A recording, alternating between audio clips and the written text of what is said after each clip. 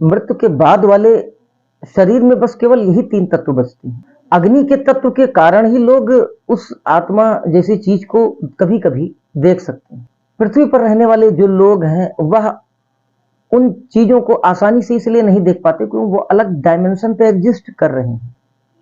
नमस्कार, रुद्राष्ट्र विज्ञान में आप लोगों का बहुत बहुत स्वागत, अभिनंदन। आज हम बात करेंगे शरीर, उसके पीछे सूक्ष्म शरीर और उसके तत्वों के बारे में कि वह कौन सा तत्व है। हमें क्यों नहीं दिखती आत्माएं, कुछ लोगों को क्यों दिख जाती हैं आत्माएं। मृत्यु के बाद के सूक्ष्म शरीर में तीन तत्व बचते हैं, आकाश, वायु और अग्नि। यह हल्के तत्व हैं, अदृश्य तत्व हैं। लेकिन अग्नि का जो तत्व है वह कभी कभी वह दोनों श्रेणियों में आता है। वह भारहीन भी माना गया है और भारी भी। क्यों? क्योंकि इसमें दोनों गुण हैं। इसमें प्रज्वलन के कारण अक्सर जिसके मन की फ्रीक्वेंसी उस लेवल पर होगी वही व्यक्ति उस सूक्ष्म शरीर रूपी उस आत्मा यानी उस जीव को देख सकता है। अगर किसी का चंद्रमा राहु के साथ कुछ विशेष स्थितियों या कुछ विशेष योग का निर्माण कर रहा हो तो ऐसे व्यक्ति प्रज्वलन, उस अग्नि तत्व के प्रज्वलन के कारण इसको पकड़ में आ जाएंगी, इनकी आंखों की सीमाओं में वह आ जाएगी। इस आयाम के लोग इस अदृश्य तत्व को देखने की क्षमता नहीं रखते। धरती एक अलग डायमेंशन पर है, यहां पर स्थूल चीजें हैं, फिजिकल चीजें हैं। पूरा शरीर, यहां तक कि काफी हद तक सामान्य रूप से हमारा मन वह एक निश्चित ढांचे में बंधा है, सीमाएं हैं। ठीक उसी प्रकार से जिस प्रकार से हमारी सुनने की सीमाएं हैं। हम जब कभी भी सुनते हैं तो हमारी वही एक निश्चित हर्ट्ज है, उसके ऊपर और उसके नीचे हम नहीं सुन सकते, 20 से 20,000 हर्ट्ज। लेकिन यह जो सूक्ष्म शरीर है यह 20,000 हर्ट्ज के ऊपर एग्जिस्ट करता है और 60 से 65,000 हर्ट्ज तक एग्जिस्ट करता है। यही कारण है कि कुत्ते वगैरह जब भौंकते हैं, इस तरीके की स्पिरिचुअल चीजों को जब वह फील करते हैं। अग्नि तत्व के कारण कुछ लोग जिनका मन उच्च स्तर की फ्रीक्वेंसी पर होता है उनको दिख जाता है। कारण क्या है? उनका चंद्रमा या राहु उच्च अवस्था के कारण, चंद्रमा या राहु उच्च का हो सकता है तो भी इन सब चीजों को वह अपनी ओर अट्रैक्ट करेगा एक रडार की तरीके से। फिर ऐसे व्यक्ति का मन एक रडार की तरह होगा जो इन सब फ्रीक्वेंसी को अपनी ओर खींच लेगा। इसका दुष्प्रभाव भी होता है। बचपन में ऐसे बच्चों को नजर भी बहुत जल्दी लगती है क्योंकि वो जल्दी खींचते हैं इन सब चीजों को। इनके अंदर एक अट्रैक्शन हो जाता है इस तरीके की स्पिरिट्स को खींचने का। लेकिन कुछ ना कुछ ऐसे लोगों के साथ स्पिरिट्स, ऐसे लोगों के साथ स्पिरिट्स जरूर होती हैं, वह हेल्पफुल हैं या फिर इनके विरोध में है, वो एक अलग का विषय है, लेकिन होती जरूर है। या फिर 0 से 3 डिग्री या फिर 27 से 30 डिग्री के बीच में चंद्रमा विद्यमान हो और शनि या राहु भी साथ में हो, या फिर चंद्रमा हो और 0 से 3 और 27 से 30 डिग्री के बीच का शनि या राहु चंद्रमा के साथ हो, तो ऐसी स्थितियां निर्मित होती हैं। ऐसे लोगों को नजर जल्दी लग जाती है, ऐसे लोगों को पानी से भी डर लग सकता है और ऐसे लोगों को अंधेरे से भी डर लगता है। तैत्तरीय उपनिषद से समझते हैं उन्होंने क्या कहा। उन्होंने कहा है तैत्तरीय उपनिषद में कि आकाश के पश्चात वायु, वायु से अग्नि, अग्नि से जल, जल से पृथ्वी, पृथ्वी से औषधि यानी कि दवाइयां, औषधि से अन्न, अन्न से वीर्य और वीर्य से पुरुष अर्थात शरीर उत्पन्न होता है। एक ऑर्डर है कैसे क्या हुआ। सबसे टॉप मोस्ट जो हमारा एलिमेंट है वो आकाश का तत्व है। आकाश से वायु का जन्म हुआ है, वायु तत्व से फिर अग्नि का जन्म हुआ है, अग्नि तत्व से जल का जन्म हुआ है, जल से फिर पृथ्वी तत्व का जन्म हुआ है, पृथ्वी से औषधियां जन्म ली हैं और औषधियों से अन्न ने जन्म लिया है, अन्न से फिर वीर्य ने जन्म लिया, यानी अन्न से वीर्य बन रहा है और वीर्य से पुरुष अर्थात शरीर का निर्माण होता है। बिल्कुल लॉजिक, साइंटिफिक लॉजिक है और यह बात हजारों साल पहले कही गई है जब शायद चिकित्सा विज्ञान ने इतना विकास भी नहीं किया था। पृथ्वी तत्व यह दिखने वाला भार तत्व है, यह वेटेड एलिमेंट माना गया है। पृथ्वी के सारे तत्व शरीर में है, सोना, चांदी, नमक, शक्कर, जो कुछ भी पृथ्वी में है वह सब शरीर में उसी अनुपात में आप पाएंगे। तो यह भार वाला तत्व है, यह एक भौतिक तत्व है। इस तत्व की अपनी कुछ विशेषताएं हैं, अगले कभी वीडियो में एक एक करके एक एक तत्व के बारे में बताएंगे कि कौन से तत्व की क्या विशेषता है, शरीर में क्या समस्या हो, घर में कैसी परेशानी हो तो हम कैसे समझें कि कौन से तत्व प्रभावित हुए हैं और उसका क्या उपाय कर ले तो हमको वह लाभ, वह बेनिफिट्स देखने को मिल जाएंगे। जल तत्व, स्थूल जगत, जड़ संपूर्ण जल से बना है। जड़ अर्थात संसार, भौतिक संसार, उसमें जल का भी बहुत बड़ा रोल रहा है। 70% तक पृथ्वी सहित शरीर में जल है। जितना पृथ्वी में जल विद्यमान है उतना ही शरीर में भी है। यथैव ब्रह्मांडे तथैव पिंडे। ये सब बातें एक कोइंसिडेंट नहीं है, आप समझने की कोशिश करिएगा। अग्नि तत्व, अग्नि से जल उत्पन्न हुए हैं। शरीर में अग्नि ऊर्जा की तरह एक अदृश्य शक्ति के रूप में काम करती है। शरीर का टेम्परेचर अग्नि तत्व। मृत्यु के बाद शरीर इसीलिए ठंडा हो जाता है।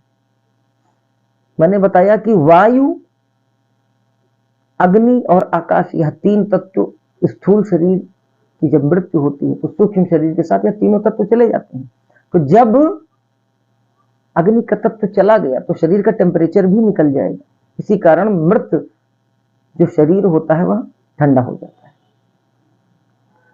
भूख की इच्छा और पाचन का काम भी इसी अग्नि तत्व का है। अग्नि तत्व के अंदर चीजों को समाहित करने की, खींच लेने की और प्रोसेस करने की ताकत होती है अग्नि तत्व में।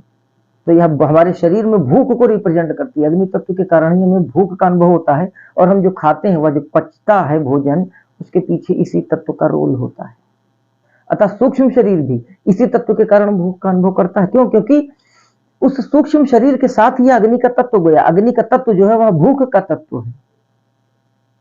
इसी कारण जब सूक्ष्म शरीर स्थूल शरीर से अलग हो जाता है तो हम जो कुछ भी देते हैं अन्न के रूप में, पिंडदान के रूप में, अपने पूर्वजों की श्रद्धा समर्पण के रूप में, पितृपक्ष में हम जो भी देते हैं, वह सूक्ष्म शरीर के माध्यम से अन्न के उस अदृश्य जो रूप है, उसका जो इनविजुअल फॉर्म है उस अन्न का, उसको वह ग्रहण करते हैं और सच में उनको तृप्ति और प्रसन्नता, आनंद जैसे अनुभव होते हैं। क्यों? क्योंकि ज्ञान इंद्रियां सूक्ष्म शरीर में विद्यमान है। वायु तत्व, वायु से अग्नि तत्व का निर्माण हुआ है। श्वास के जरिए प्राणों को स्थिरता देने का काम है इस वायु तत्व का। हम जो प्राण वायु रिसीव करते हैं वह इस वायु तत्व का रोल यही है कि वह हमारे शरीर में संचारित होकर स्थिरता दे, एक स्टेबिलिटी बनाए रहे प्राण शक्ति के रूप में।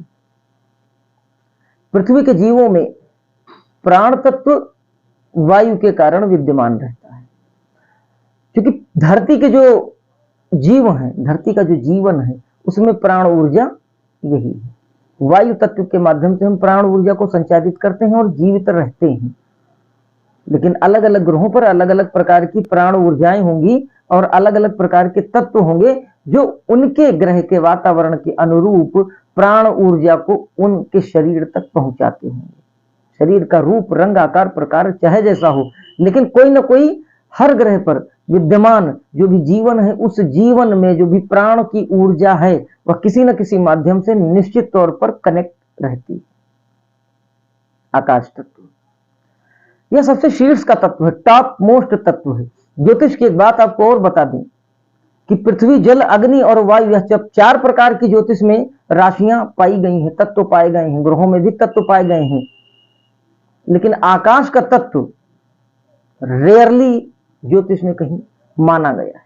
क्यों? क्योंकि बृहस्पति के अंदर माना गया है कहीं कहीं पर कि आकाश का तत्व है। क्यों? क्योंकि आकाश का तत्व टॉप मोस्ट तत्व है। यह तत्व अर्जित किया जाता है, यह प्राप्त किया जाता है। यह तत्व पहले से विद्यमान उतनी मात्रा में नहीं रहता कि हम इसके आधार पर कुछ बड़ा स्टेप कर सकें। जैसे पृथ्वी है, जल है, अग्नि है, वायु है, यह एक निश्चित मात्रा में रहता है। इनकी निश्चित मात्रा में रहने के कारण ही हम सांसारिक भोग करते हैं, हमारे अंदर इच्छाओं का निर्माण होता है, हम किसी भी काम को परफॉर्म करने में सक्षम हो पाते हैं, हम कम्युनिकेट कर पाते हैं, हम इमेजिनेशन कर पाते हैं, बहुत से काम करते हैं। लेकिन आकाश का तत्व जो है वह इतनी मात्रा में नहीं रहता कि हम इसके माध्यम से कोई बड़ा चीज परफॉर्म कर सकें। यह जनरेट करना पड़ता है, उसी अपने अंदर विद्यमान आकाश के तत्व को बढ़ाना पड़ता है। जितना हम बढ़ा लेंगे उतना ही हम ऊंचाइयों को टच करते हैं। जिस रूप में दौड़ जाएंगे, जिस दिशा में दौड़ जाएंगे, हम सफलता हासिल कर लेंगे। भौतिकता की ओर अगर हमने अपने आकाश तत्व को बढ़ाकर प्रयोग किया तो हम बहुत टॉप मोस्ट पर फाइनेंस के मामले में, रुपए पैसे के मामले में, सुख संसाधन के मामले में, पद के मामले में पहुंच जाएंगे।